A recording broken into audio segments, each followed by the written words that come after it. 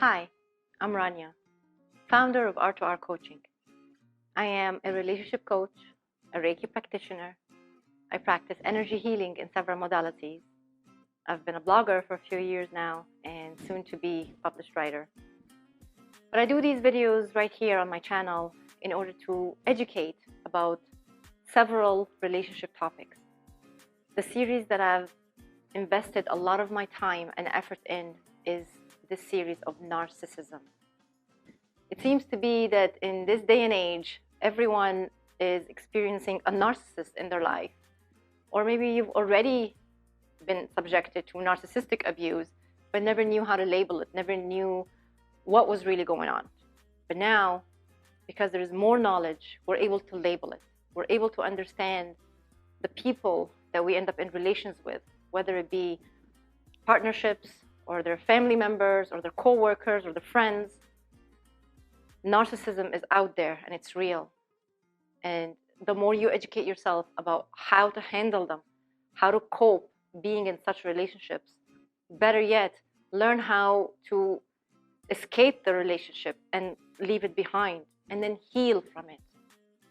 This is what I'm here to do. This is why all of my videos are going to be mostly intense.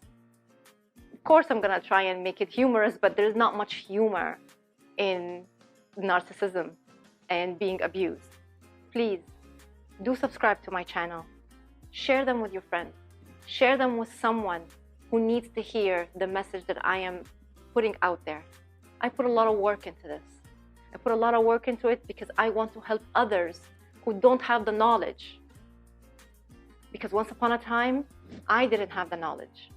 I wasn't very well educated. Hell, I didn't even know what narcissism was just a few years ago. But now I can tell you, I know a lot more, and thank God that I do, because it's helping me a great deal. Thank you for subscribing, thank you for watching, and thank you for sharing. Hello and welcome to my channel. This is the second video in the Narcissism series that I'm releasing. In the last video, we've covered the introductory to the series, as well as I dived into the topic of abuse. I've covered what is abuse, types of abuse, how does abuse look like. In this video, I'm going to be discussing more about narcissism. The focus of today's topic is: what is narcissism? How is a narcissist made? Common traits and behaviors of a narcissist. So now let's dive into section number 1. What is narcissism? Narcissism is considered a personality disorder. It is also referred to as NPD, Narcissistic Personality Disorder. You may hear the term being thrown around a lot. You may be hearing the term narcissism being referred to, and it may not even be understood. And you'll hear a lot of people referring to someone as they're a narcissist. But apparently, not everybody that behaves in certain ways, which I will cover with you later in this video, not everyone can be called a narcissist just because they have some of the behaviors, and I will go into that more. But for now, I want to share with you general characteristics of a narcissist or narcissism. Okay, so I'm gonna share them with you on the screen right now. A grandiose sense of self-importance, sense of entitlement, lack of empathy, inflated self-image, being highly manipulative, arrogance, exaggerated need for attention and validation, need to control everyone and everything, living in a fantasy world, need for constant praise and admiration, tendency to bully, intimidate, and belittle, exploiting others with guilt and shame, demanding and needy, jealousy, and envious. This is a list I've put together for you to give you some idea of what narcissism looks like and some of the things that narcissists exhibit. What I want to share with you now is to let you know that in order for a narcissist to be diagnosed with a personality disorder, this is done by a therapist in talk therapy. There are no tests, like medical tests, that can be done, or at least that I'm aware of up until this moment, because things can change in the future. There are no tests that can determine someone has a narcissistic personality disorder. Okay, let's make that clear. Therapists, what they do is they follow the DSM, which stands for Diagnostic and Statistical Manual. It's a guide to determine if a person exhibits the identified characteristics. Unfortunately, narcissists have the capacity to fool their therapists, as they are very good at hiding their true identity. And it is solely dependent on the observation of the behavior and attitude that the narcissist presents in the therapy sessions.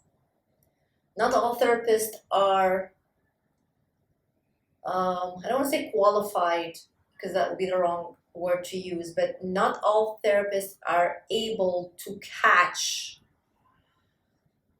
the person in front of them, manipulating them to believe that they're not that bad after all, that they're just exhibiting some characteristics here and there, and it may be identified as characteristic tendencies rather than them being diagnosed, the full diagnosis, that they are a true narcissist. And the reason I say this is because a general therapist may not have had the enough experience to come across narcissists, because most narcissists don't go to therapy. There's very few of them that actually make it to therapy. And that's because they don't believe that there's anything wrong with them. But the ones who do, some may think that, okay, yeah, I'll go and see what this therapy is all about. I'll try it out. Or they could just be doing it as a manipulating tactic when their partner is telling them or giving them an ultimatum that if you don't go to therapy because I don't like your behavior, then you and I are over. So they could be going to therapy for the sole purpose of quieting down their partner, to make them think that they are going to be working on themselves and are going to be doing therapy and are going to be changing, when meanwhile that's not the case at all, and they're just playing a game. I want to share with you now that there are 5 known types of narcissism. Here are thought a narcissist is just a narcissist and narcissism is just narcissism. I'm not going to go into super detail about each one of those types, but what I will encourage you to do is go and research them and understand a little bit more about each one, and maybe you'll be able to figure out on your own which one applies to the narcissist in your life. Okay, so here are the 5 known types of narcissism: overt narcissism, covert narcissism, antagonistic narcissism, communal narcissism, and malignant narcissism. Here I am putting them on the screen for you one more time.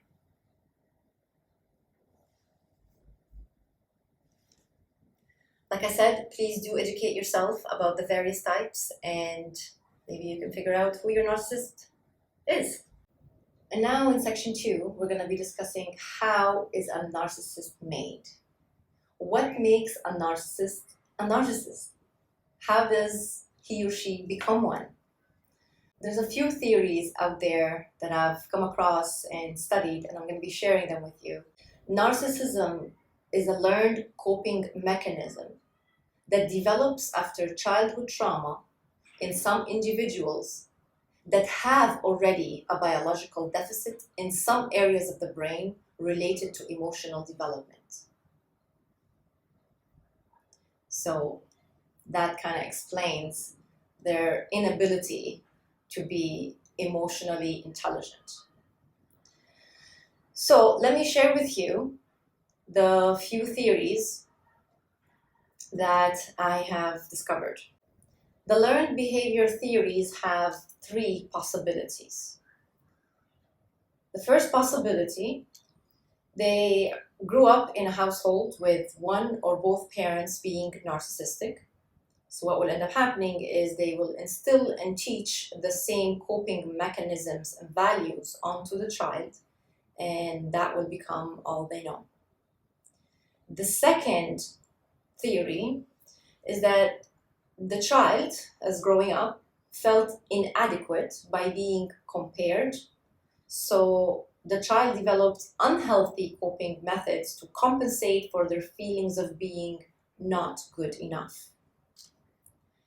And the third theory is, again, a child growing up in an unhealthy family environment where the child is treated poorly for whatever reason. Could be abusive parents, but it could be alcoholism, could be whatever it was. And it results in the child feeling devalued. Therefore, as a defensive mechanism, the child vows to be almighty and powerful when they grow up and make everyone pay for what they've gone through. So a narcissist, in a nutshell, is a 3-year-old trapped in an adult body. Their emotional development has been halted somewhere along the line. And what I can tell you is their temper tantrum is quite similar to a 3-year-old when they're not getting their way. Watch how they behave in those moments, and you'll be able to see the similarities. In the third section of this video, I'm going to be sharing with you common traits and behaviors of a narcissist. I've compiled a list here that I'm going to be sharing with you, so please bear with me while I go through it. Manipulation. This is done by displaying cunning charm or irrefutable reasoning, or playing on your weakness, or telling you what you want to hear without meaning it. Silent treatment. A favorite tactic for passive-aggressive people, and that's narcissism. Narcissists are passive-aggressive people. They may stop communication of all kinds, or temporarily withhold communication, or acknowledgement of your presence, that's over the phone or in person. At times, provoking a conflict by taunting you with the no response method. Blame shifting. Shifting on you any wrongdoing. Whatever they did or said will be turned around as if you were the one who said and did. Twisting the facts and creating fabricated stories. Projection. They're projecting their own insecurities on you, denying their flaws and shortcomings. Triangulation. They're using a third person to create conflict and manipulate you. Dismissive. Either in dismissing what you say or purposely not paying attention as if you don't exist. Ignoring. Blatantly not answering your question as you stare right at them, or they just ignore what you requested of them, or they pass by without acknowledging your presence. Deflecting. They're not taking responsibility. They're not going to be answering a direct question. They're going to be pointing out your weaknesses instead. Blame shifting, bringing up something from the past that you did, obviously it's wrong in their eyes. And this is done in the moment while you're bringing to their attention something that you're not happy about them. Victimhood. It's always someone else's fault. Everyone is out to get them. They're going to be exploiting your goodwill, sense of duty, and nurturing instinct. And of course, you will always be the one at fault. Intentional procrastination. They're going to be purposely not taking care of things, pretending that they didn't know or see. The intention is to assert power and control. Revengeful. They don't let anything go. Getting even is their motto. Keeping score, and they have simmering resentment. Quiet moodiness. This entails a general behavior of being gloomy, morose, discontent, constant complaining about anything and everything, and their choice of negative words and a negative vibe overall. Negative insinuations. They're going to be indirectly devaluing and demeaning you by making comments that cannot be held against them, or they can do this also by giving you a backhanded compliment. Ghosting. They're just going to disappear on you. They're not going to answer the calls or texts or take any initiative. Buttons pushing.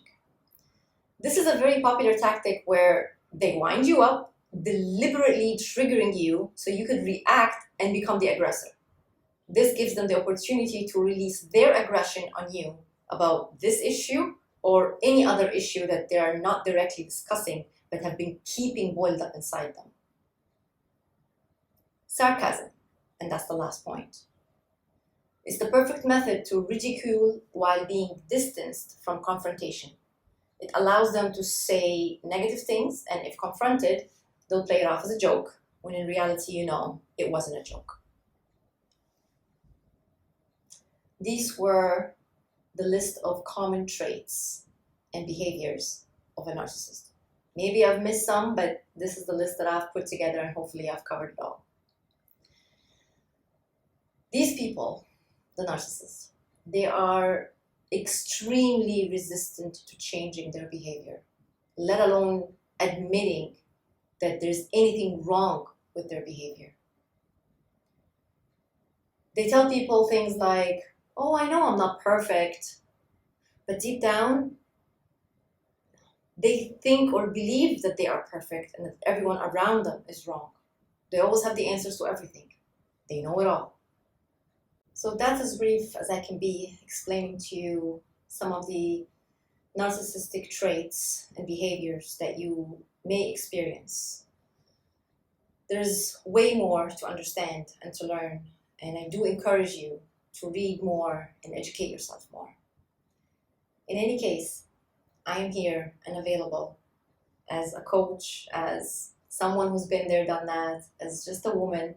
In our coaching sessions, I provide you a safe space where you can let out all the pain that you've been carrying around all alone.